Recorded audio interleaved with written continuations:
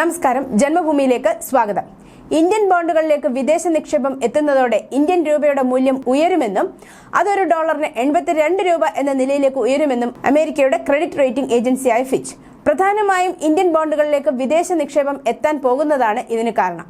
2024 അവസാനത്തോടെ ഇന്ത്യൻ രൂപയുടെ മൂല്യം ഉയരും. അപ്പോൾ ഒരു ഡോളറിന് 83 രൂപ 50 പൈസ എന്നതാണ് വിനിമയ നിരക്ക്.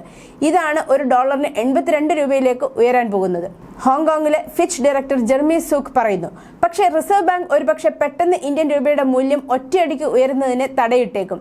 അതിന് മറ്റ് ഒരുപാട് കാരണങ്ങൾ ഉണ്ടാകാം. എന്തായാലും ഏഷ്യയിലെ മറ്റ് കറൻസികളായ ജപ്പാനിലെ യെന്നും ചൈനയുടെ യുവാനും ഡോളറിനെതിരെ മൂല്യം ഇടിയുമ്പോൾ ഇന്ത്യയുടെ രൂപ വർദ്ധിക്കുകയാണ്. JP മോർഗൻ ചേസ് ആൻഡ് കമ്പനിയുടെ ബോണ്ട് സൂചികയിൽ ഇന്ത്യൻ ബോണ്ടുകളെയും ഉൾപ്പെടുത്തിയിരിക്കുകയാണ്.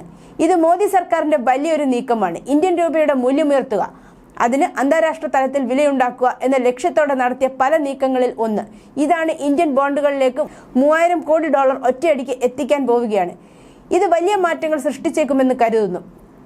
വൻതോതിൽ വിദേശ നിക്ഷേപങ്ങൾ ഇന്ത്യൻ ബോണ്ടുകളിൽ നിക്ഷേപം ഇറക്കുന്നതാണ് പ്രതീക്ഷ. അത് ഇന്ത്യൻ രൂപയെ അന്താരാഷ്ട്ര തലത്തിൽ അന്തസ്സുള്ള കറൻസിയാക്കി മാറ്റും. News desk, Janmabhumi.